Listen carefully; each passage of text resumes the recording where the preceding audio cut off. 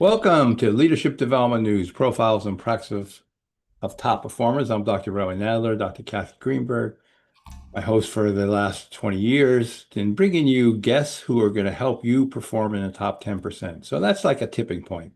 Really, who doesn't want to be in the top 10% if you knew how to get in the top 10%? So that's a lot of what we're sharing today. We're really excited. We have Dr. Dave Rabin, and he has a new book called Simple Guide to Being Alive. So we're all alive, but we want to know what the simple guide is. How can we do it even more? And we're really going to talk about leading from within around emotional intelligence, resilience, the science of being human. He's an MD and PhD, and we'll go through his bio in just a moment. But it's between, Kat and I, we've helped thousands of leaders to perform in a top 10%. And so why are we doing this? One of the things you hear us say, everything is more. And so we have more anxiety, more of these emotions. And with everything being more, what do we do with it? On the other side of it, we're not that self-aware. So that's the second challenge. We have these challenges. Everything's more, well, everything, the emotions. Second challenge, we're not as aware as we think. So that's why leading from within will be important. And we're on autopilot. So we just operate on our habits. We're not that deliberate.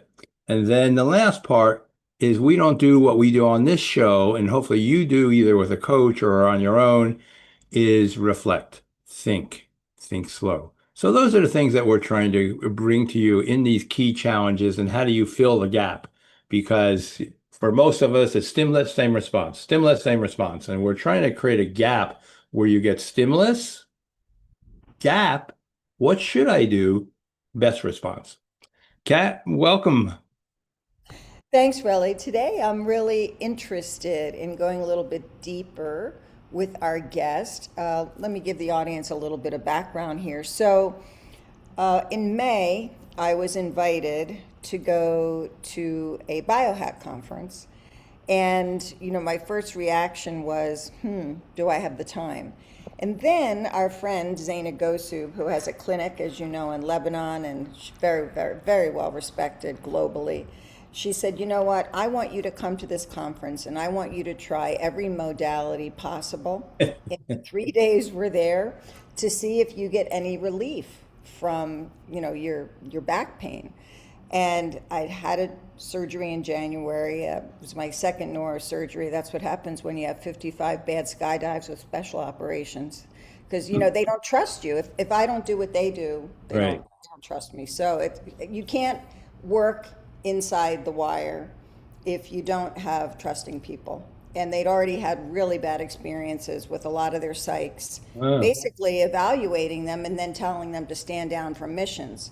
So if I wasn't going to sit with them, jump out of planes, and sit with them and then run kill houses, kit it up, if I couldn't experience what they were experiencing, how could I possibly help them find coping mechanisms in the moment that were going to help them make better decisions using their emotions? So, I did that. And as a consequence, I've had a couple of surgeries. So Zaina convinced me to go to the conference, and she was with me every step of the way. And I did. I spent 2 days doing nothing but modalities. I really didn't go to a lot of the lectures because you and I speak on the speaking circuit, and it's like, how many times can you listen to other people?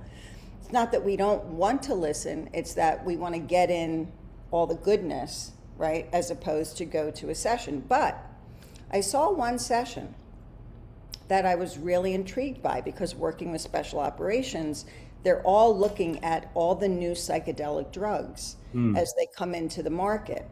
And so I spent some time with a mutual friend of our guest, Tanya DeJong, who we had on our show. And I learned quite a bit. And then I was absolutely floored when I heard Dr. Dave speak. He's not only eloquent, but he keeps things so simple and he made it so engaging. There was an audience of easily, I'd say, 5,000 to 7,000 people. And, it's a cattle call every time the room is filled. But I didn't feel that way, and especially when he was speaking. So let me tell you a little bit more about Dave and what I did to get him to come be with us today. So Dr. Dave Rabin is MD, PhD, Rabin, sorry. I am still waking up here, probably need 2 or 3 cups of coffee. You're all He is good. a senior research scientist on faculty at the Florida Institute for Human and Machine Cognition. And as you know, I sit in this pro-social AI community where I'm working with Cornelia Walther, a fellow from the University of Pennsylvania, on the idea that there is no AI without EI, emotional intelligence. So that drew me in. He's also the executive director of the Board of Medicine and the co-founder and chief medical officer of Apollo Neuroscience, and working with Dr. Sunita Punjabe on Brain Coach LLC and the Neuro headset. That was my second drawing to him.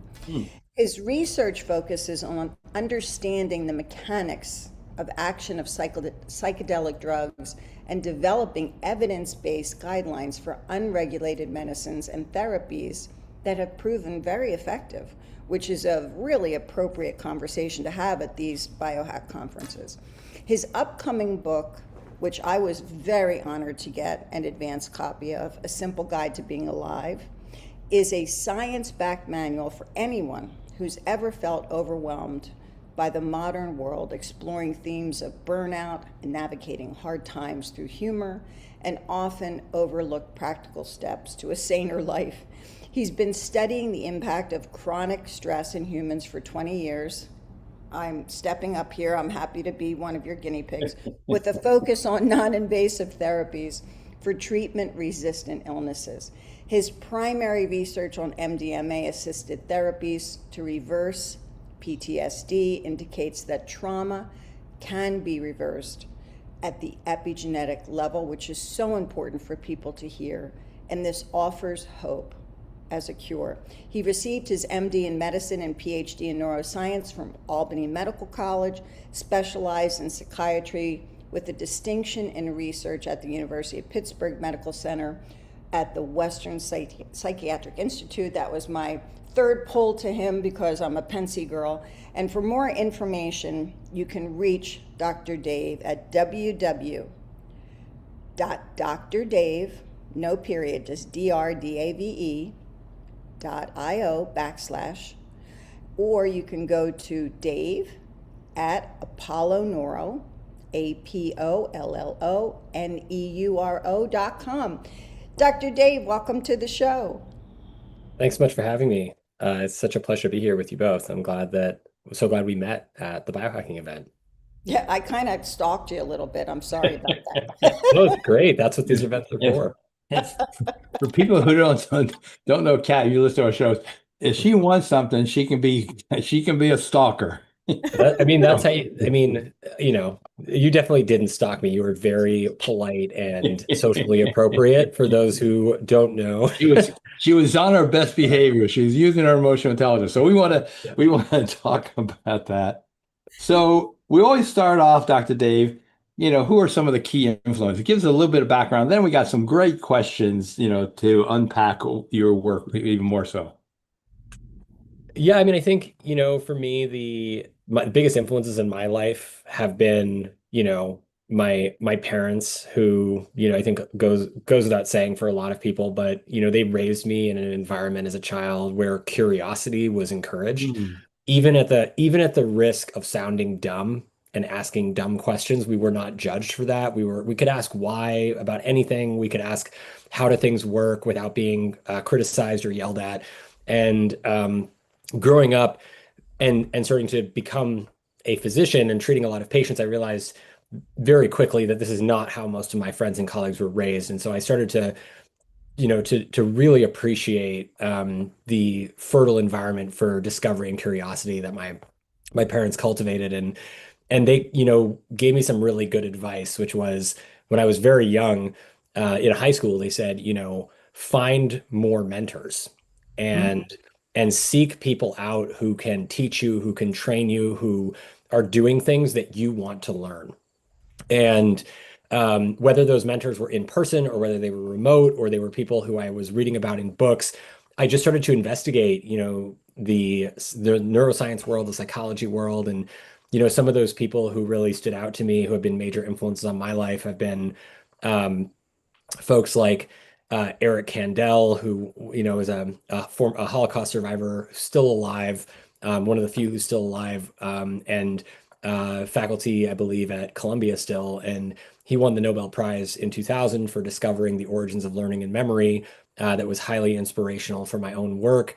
Mm. And then, of course, I had some folks I talk about in the book who are mentors to me, like Dr. Antoine Duehi, who is a addiction psychiatrist at the University of Pittsburgh Medical Center, who just had the best way with patients who are in struggling with some of the most difficult, challenging situations that other doctors really struggled to interact with. And he was able to just meet them where they were and demonstrate this incredible compassion in the face of diversity that, really modeled how exceptional we can be as human beings to comfort each other in times of need. That was something that I had never really witnessed before.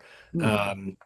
And then of course people like inventors, like Nikolai Tesla, Einstein, Thomas Edison, some of these people who just spent their lives in the lab diligently testing and repeating until because they knew that they would get somewhere eventually, and they just had to put in the perseverance.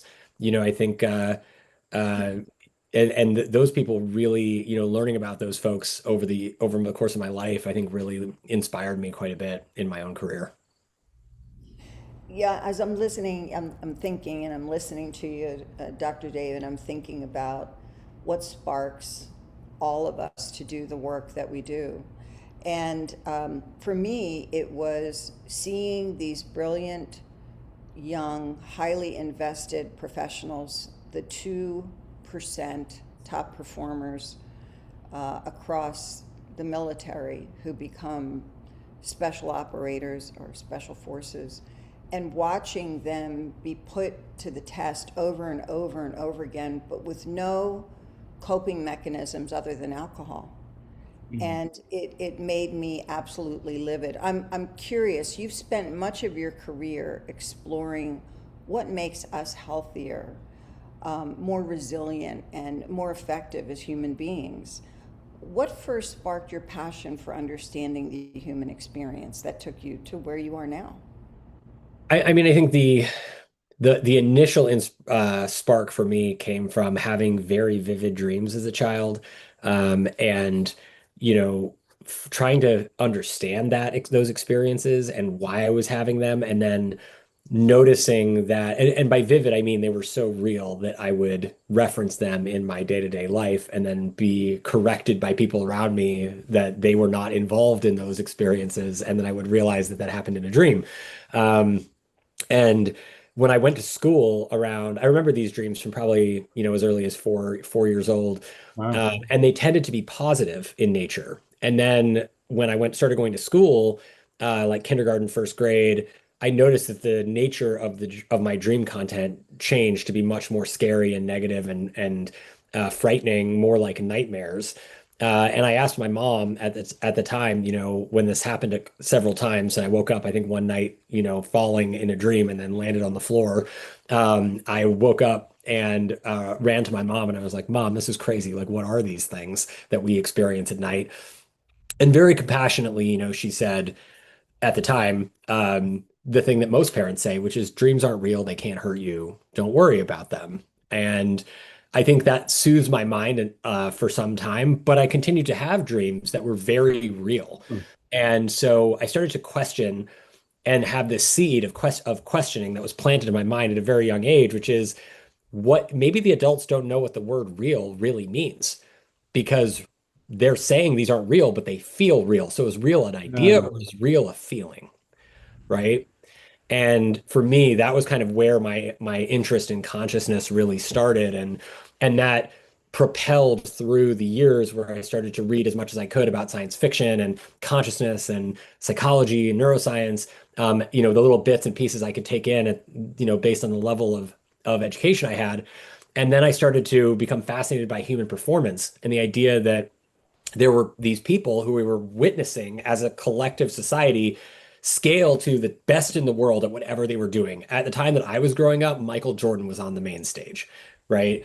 And so watching this person do things that no one believed were possible in on the basketball court was just incredible. And everybody remembers who remembers watching Michael play or goes back and watches his videos of him playing that he just blew everyone away in terms of expectations and what.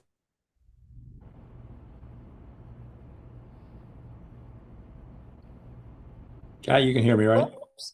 Yeah, no, I think, Dr. Dave, we just lost your audio. You might be frozen for a second, but I think we can probably go to a quick break, Yeah, right? let's do that. It's about time Yeah. for a break. We'll make sure we get him back. And I love talking about Michael Jordan and top performers, so we will kind of zero more into that. So you're listening to Leadership Development News. We'll be right back. Don't go away.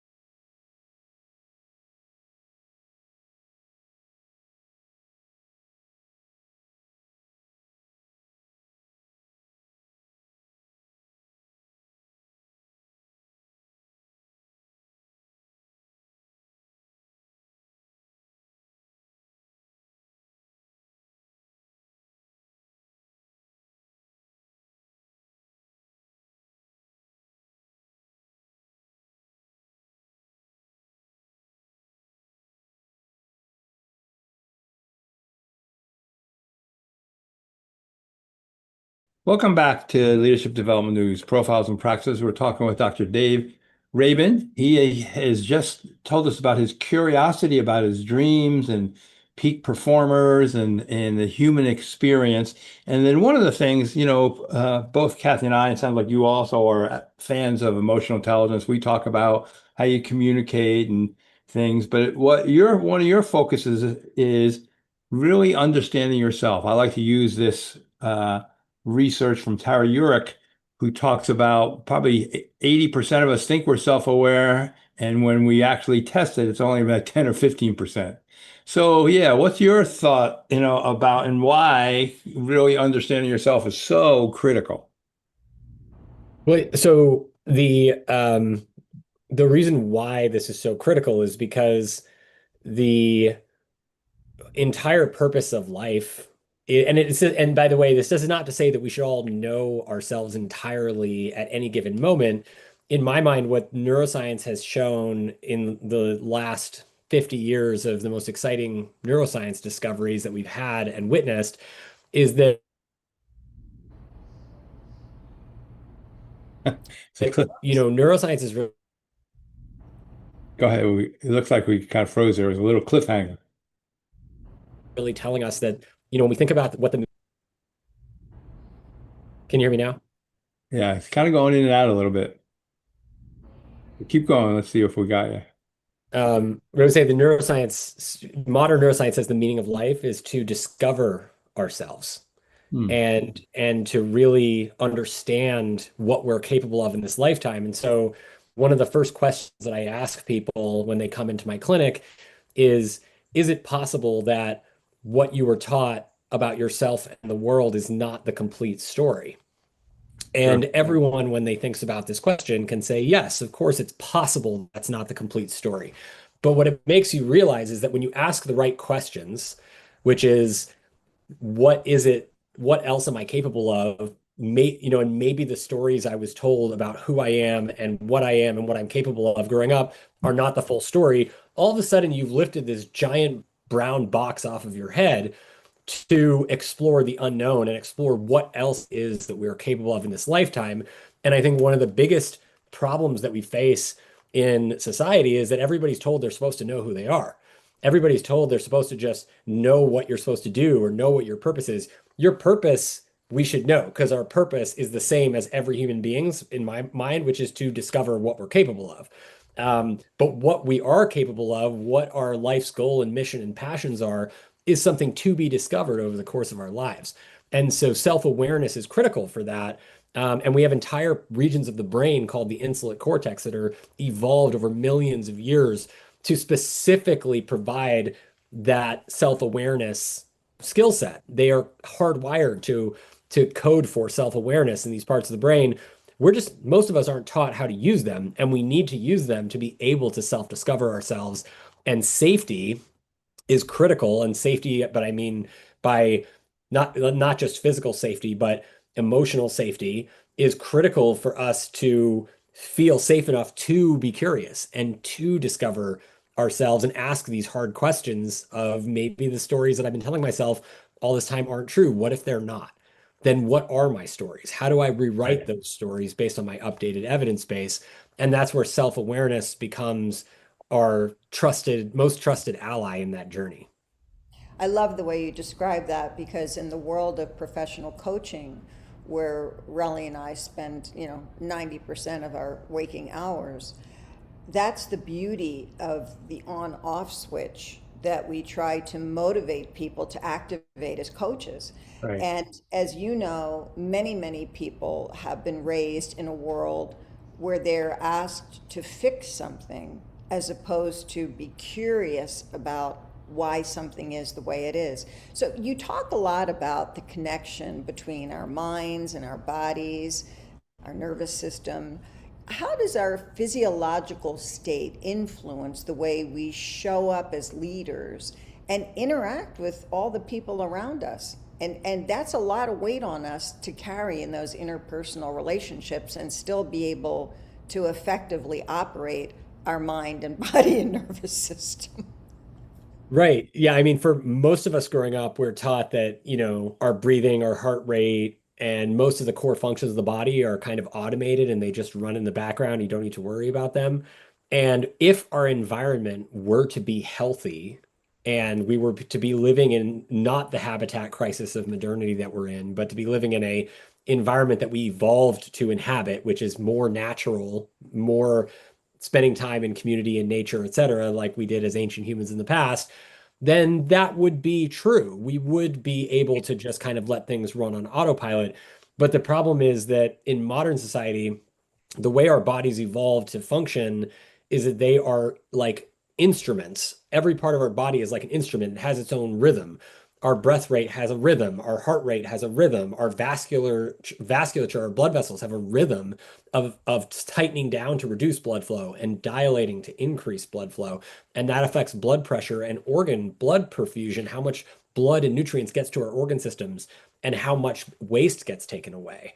And so when you breathe fast, like most people in the world are breathing, and if you look at the data from the Western world of Western medical clinics, it says the average human breath rate is 12 to 24 breaths per minute. That's in fact stress breathing.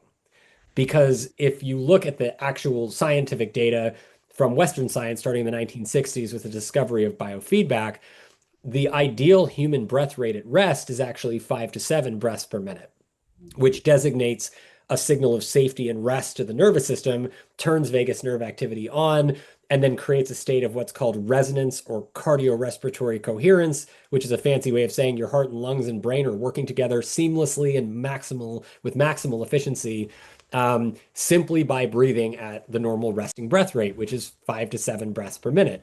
So when you breathe at 12 to 24 breaths per minute, which is stress breathing, your speed of your thoughts goes up. Your ruminations and negative intrusive thinking goes up. Your attention to potential threats or danger or to see things in your environment that are not in fact threatening, but misinterpret them as threatening goes through the roof.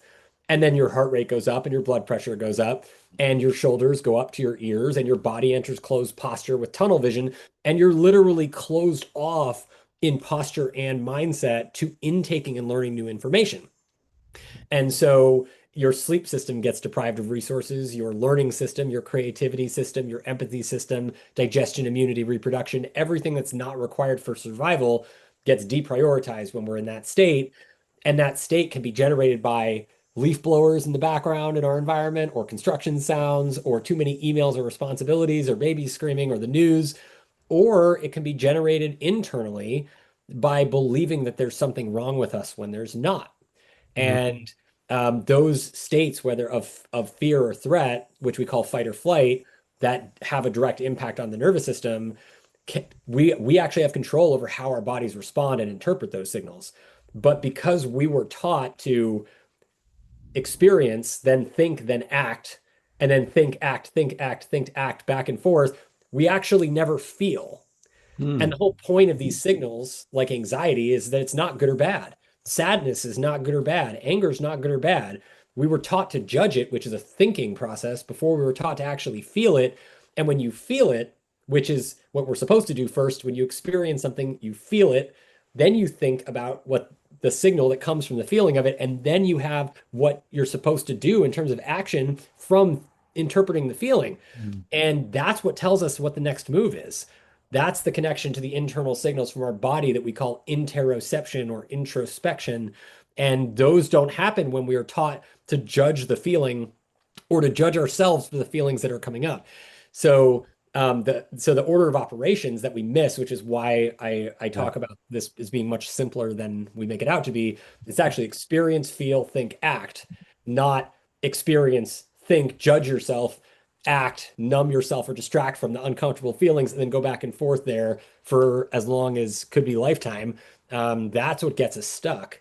And Yeah. so there are these simple ways that we can relearn based on neuroscience or remember effectively how our operating system of human being works to achieve more of our peak states more of the time.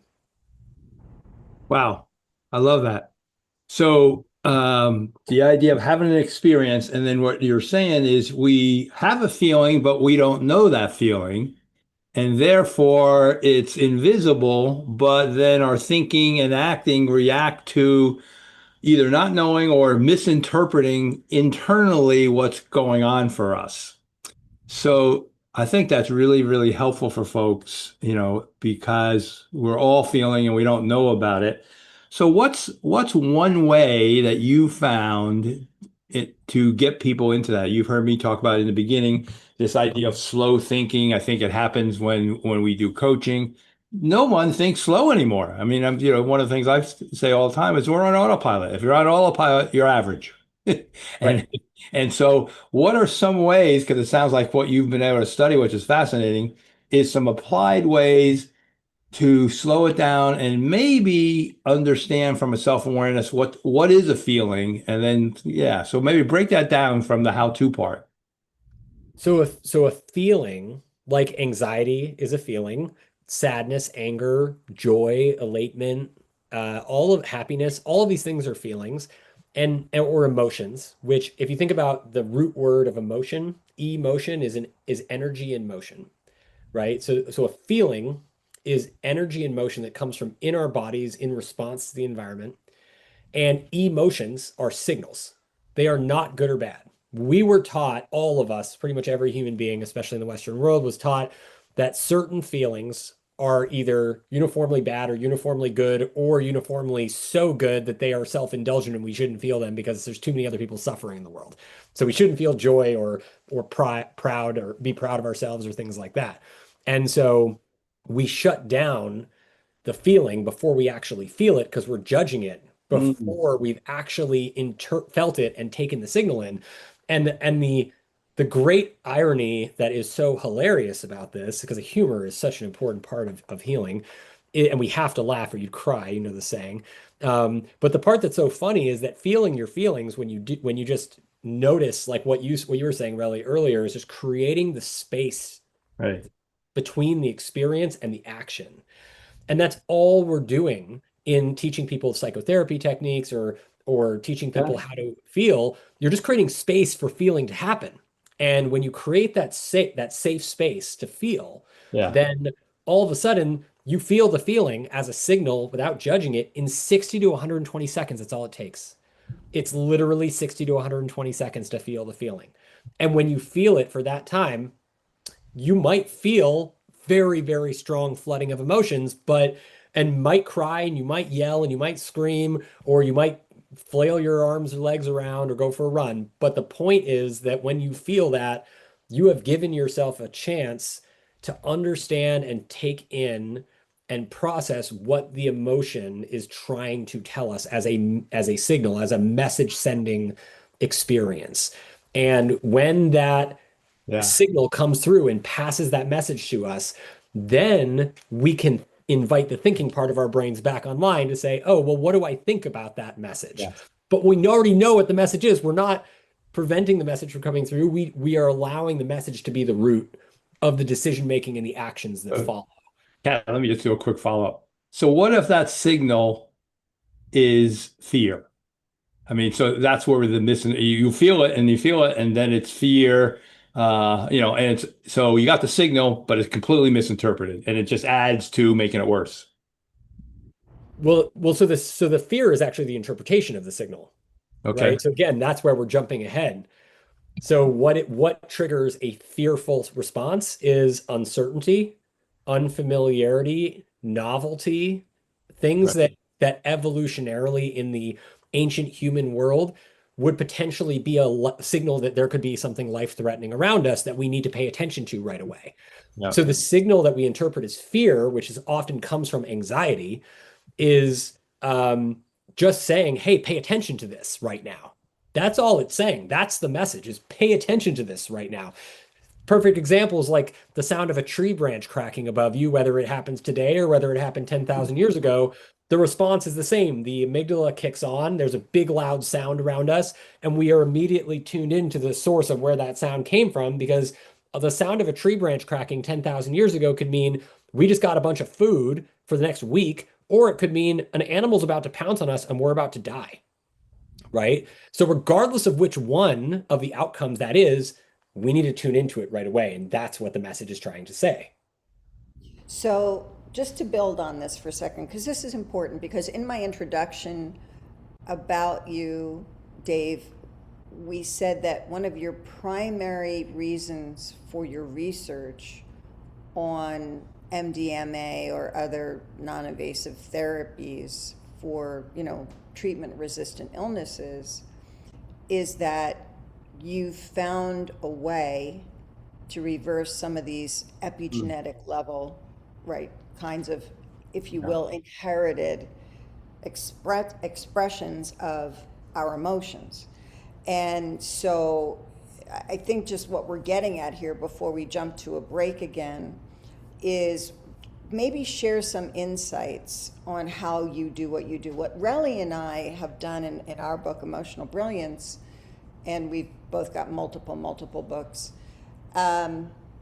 is we talked about noticing your emotions and then normalizing them. So that's the N in our model, NAME.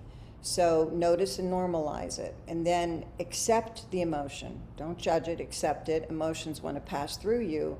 So if you cling to them and you ruminate on them, you're creating an artificial environment in which that judgment is just going to run laps in your body. So accept it, let it pass through you.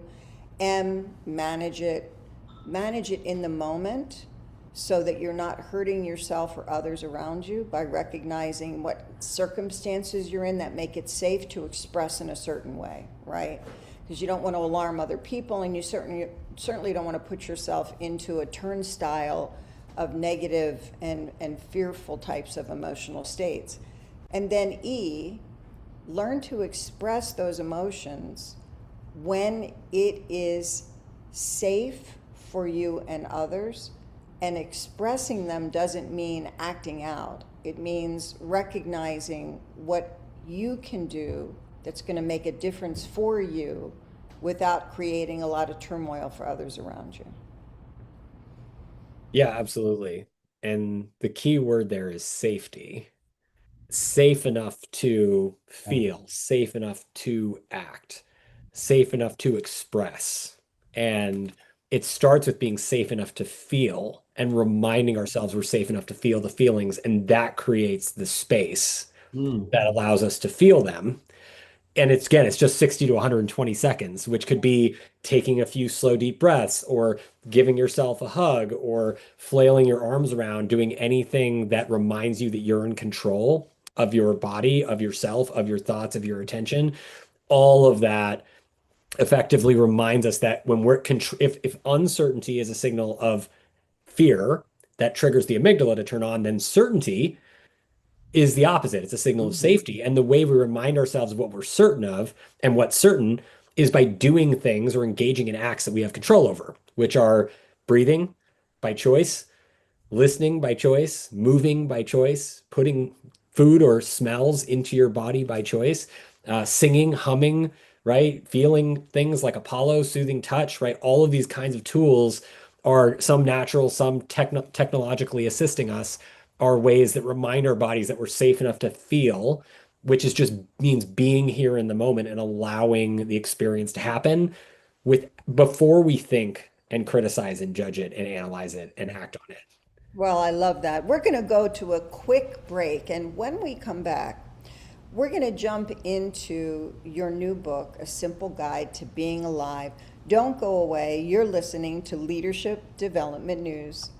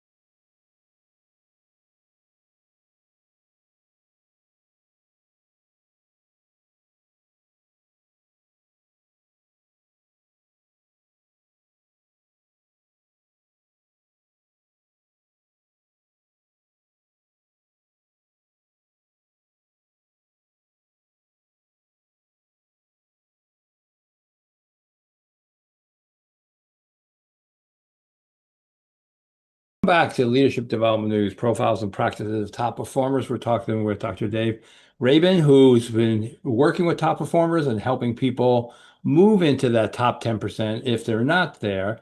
And his book, which we encourage you to get a hold of, Simple Guide to Being Alive. So, Dr. Dave, tell us about kind of the book, kind of the key things, and maybe I know we want to get into some of the psychedelics and some of that data and research that you have. Yeah, part of why I wrote what part of what originally inspired me to write a simple guide to being alive was my training in MDMA-assisted therapy for treatment-resistant PTSD in military veterans back in 2016. I was amongst one of the earlier cohorts to receive training as a psychiatrist, Hmm. and I was already studying the safety response system in the body, the vagus nerve, the fight or flight system, what we call the autonomic nervous system, and how this gets dysregulated in disorders of fear learning like PTSD. and in response to trauma, which is well known in the scientific literature, going back to B.F. Skinner and Pavlov. This is a fear learning disorder. And in animal and human models, one thing that was very interesting to me is that fear learning can be extinguished, and we call it fear extinction training. And we know this to be true. And we know that when people have, or animals have, extreme trauma or duress hardship, that it changes their epigenetic code, particularly on cortisol receptor genes, that correlates with their exposure to the intense threat or traumatic event. And then in 2016, I had spent the last 4 years reading about this incredible research into MDMA assisted therapy, which was in the same treatment-resistant PTSD population of veterans I was treating in the clinic, according to best practices in the Western psychiatric model, who were 80% were never achieving remission or getting better. And then all these studies were coming out in the MDMA literature between basically like 2011 and 2016, showing that with only 3 doses of MDMA and 12 weeks of psychotherapy, 42 hours of therapy over 12 weeks, people were entering remission to a degree of like 60 to 80% that was lasting 1 to 5 years, which we have never seen before in the history of psychiatry. And so I felt that this was worthy of further exploration and actually doing some mechanistic work to figure out what's happening in the body. And so I took this in 2 directions. One direction was to look at what's happening to the epigenetic signature, the markers on our stress response genes like cortisol receptors that we know are dysfunctional in people with PTSD, and we know can be passed down or inherited across generations and confer an increased risk of mental illness in our offspring, even though our offspring did not experience the trauma. And how can we fix that? If we're seeing the response clinically to MDMA, where 60 to 80% of people are responding, then perhaps we would see that on the epigenetic code. And so we ran that study with MAPS with a leading group of world-renowned scientists. And it was shown to be true that, in fact, for the first time, we were witnessing a single course of therapy reverse and start to repair the epigenetic markings, effectively damage that was caused by trauma to the cortisol receptor genes, that was resulting in cortisol hypersensitivity and thought to be accounting for many of the symptoms of PTSD, like hypervigilance, which is fascinating. And that was the first time that we have ever seen in humans that trauma is effectively reversible or repairable on the level of epigenetic memory, the memory of these experiences that gets passed down to our offspring and affects our entire body's immuno-inflammatory milieu and how our body functions on the whole, because cortisol receptors are everywhere. And then the second piece of that was that looking at how MDMA works, it works to do this by amplifying safety pathways in the emotional brain, because it's an amphetamine that specifically targets this insular cortex that I mentioned earlier, which is responsible for emotional meaning making and safety relearning. And I thought, well, if PTSD is a fear learning disorder, then we can extinguish that fear by relearning safety. And that, in fact, was proven to be true by others in animal models. And then we proved that you can do that in humans, which is so exciting. And then developed the Apollo technology, knowing that psychedelics would not, like MDMA, are still not legal. It's been 10 years since we started this work, that we needed technology tools that tap into the same safety nervous system. And so we developed a tool called Apollo that uses soothing touch to amplify safety pathways in the emotional brain, just like MDMA, feels a lot like MDMA, feels a lot like getting a hug from a friend on a bad day or hearing your favorite song on a bad day, that helps to rebalance the nervous system through rhythm and then condition the nervous system to feel safe in situations that used to feel like threat. It's for me, I'm just thinking and putting all that together. I can't imagine our audience trying to understand. So I had a week's worth of ketamine with my partner Matthew, who is a special operator from SEAL Team 6, who retired three years ago. And he was a special case that they wanted to test.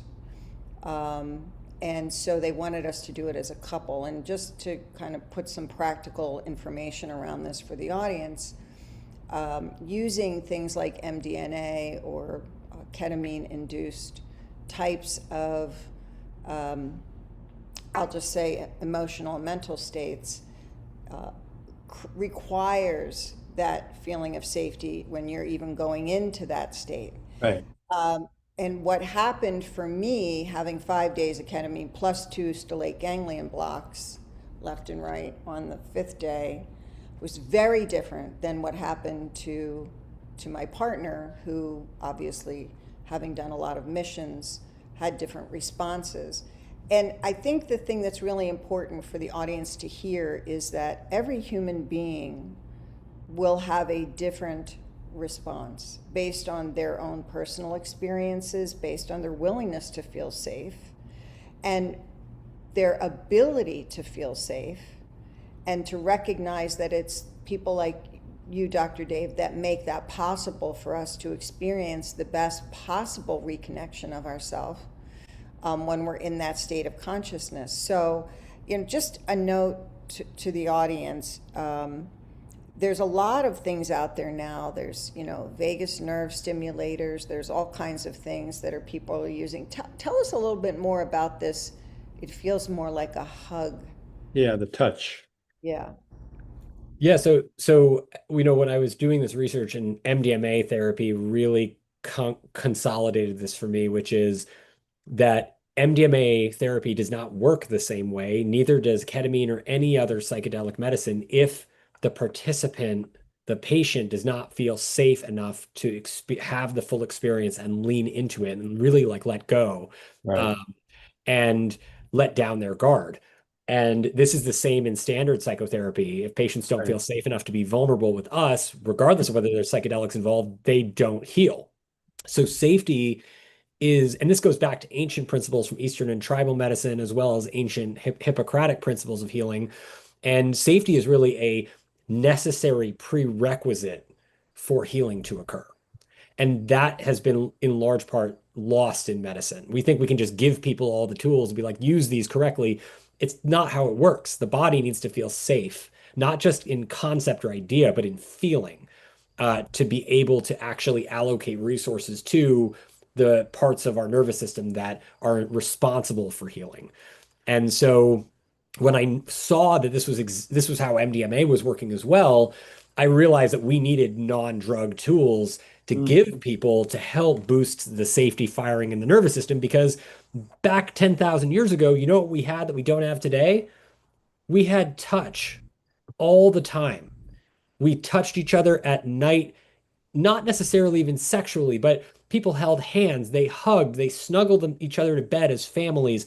Touch was the non-verbal primary signal of safety that was administered by communities to each other at any time of need as an instant safety signal. And now, thanks to many different factors, including organized religion and puritanical approaches to life, we have stigmatized touch. And we have made touch something that is scary for many people to engage in, particularly women. But that is the primary safety signal, because it is the very first safety signal we were all born as mammals to interpret before our eyes, ears, nose, or mouth worked. When we were first born, we experienced safety through our mothers nursing and holding us, that told our nervous system, you're safe enough to survive to the next moment. And that system is always hardwired there in us. And so we thought, well, if that's true and that we know this from modern neuroscience, then we can tap into this system with technology. And so we effectively went back to the lab in 2016 and started with my team working on composing low frequency bass sound wave vibrations that feel like a cat purring or like ocean waves gently washing over you, that start at the ideal rhythm of breathing, which is 5 to 7 breaths per minute, and then start to re-entrain the nervous system to access these natural resting breath rate states that start to regulate the entire body, the same way getting a hug from a loved one does to your nervous system, or snuggling a pet, or going to the beach. That was an audacious goal. It was like, can we replicate some of the benefits of this with technology by activating the same parts of the emotional safety nervous system? And it turns out it worked. And it worked in over 17 clinical trials now to date. with the most recent one with Aura studying over 450,000 nights of sleep with people wearing Apollo over 3 years and showing that when you wear Apollo, which works anywhere on your body, most people wear it on their wrist or ankle at night, that people's bodies are feeling safe enough to increase sleep by 46 minutes on average per night and increase REM sleep, which to give you an idea is more than leading prescription sleep aids, the best leading prescription sleep aids with no side effects. And you can achieve the same benefit by engaging in regular breath work techniques or meditation, mindfulness exercise every single day.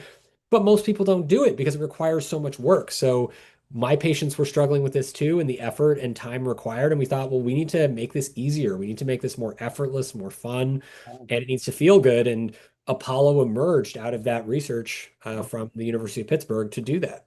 I just want to, I'd love everybody to go take a look at the Apollo Neuro site and see the great things that are there. And they're easily accessible. Like you said, you can wear them, anywhere on your body, your waist, on your shirt. I mean, there's no end to the kind of relief one can expect if you know how to use these kinds of products. And I just want to bring our audience's attention to something that's very important. Sleep is the first thing that gives us an awareness as to the wellness, especially the mental wellness of our clients, whether they're leadership, team, or public safety and Department of Defense professionals. And that suicide comes from the number one factor of a lack of good sleep. And it's really, really important. We actually just won a brand new award, the Global Humanitarian Award for film, for a documentary for See Through the Darkness, which we're really excited about. And it's just gotten picked up by Amazon and Roku TV. So that'll be available to everybody now. You should go look for it, See Through the Darkness. But what we found out in making this film is that people don't realize the importance of recognizing the things that make you feel alive, to the point you make in your book, Dr. Dave. And I know we're kind of getting to the end of the show here, but I'd love for you to talk a little bit about where you're going now with all that you know about the human condition. I mean, I think, my book, A Simple Guide to Being Alive, tells a lot of this story about where we're going. I firmly believe that, and I think it's not even fair to say I believe, I know it to be true because I've done the research and I can tell you that based on what we know in neuroscience right now from technology research, psychedelics, other medicines, and our whole last 100 years of psychology and neuroscience research, that if we focus on the right things, which is focusing on the safety part of the nervous system and how to that safety, it's really literally like we were taught growing up, safety first. If you're safe, you can do anything. If you're afraid, you're going to act out of fear most of the time. And so I say to people who are trying to eke out an additional percent or two out of their abilities, or to get into the top 10%, as you were saying, Relly, when we started, that you're only getting to the top 10% of 10% of your complete capacity because most people are acting from a place of fear. And so if you want to blow the top off the potential that you can accomplish in your life, that what we're actually seeing people must do is restore the memory of the baseline of safety and then act from that place first. Because if we act from a place of fear, our nervous systems are not aligned with achieving maximum potential or the capacity to fully explore the unknown. And the unknown is where all the good stuff is. The unknown is where we can cure mental illness by 2030. The unknown is where we can eradicate loneliness by 2035. The unknown is where all the good stuff is.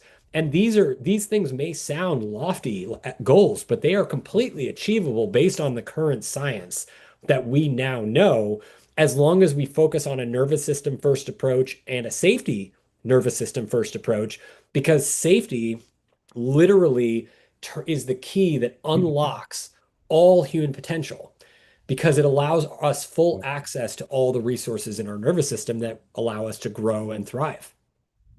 So just as we're ending here, Dr. Dave, this has been fascinating, and I hope people get your book.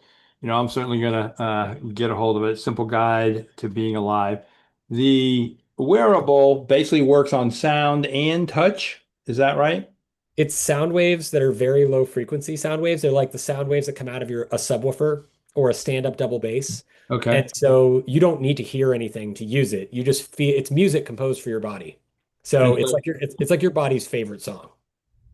I love it. So I put a smile on my face, and then I'm sure for others. All right. Well, thank you so much. We're at the end of this, and really glad that Kat met you and passing this on. So appreciate that. You've been listening to Leadership Development News, so keep it tuning in to tune up your performance. Thank you, folks.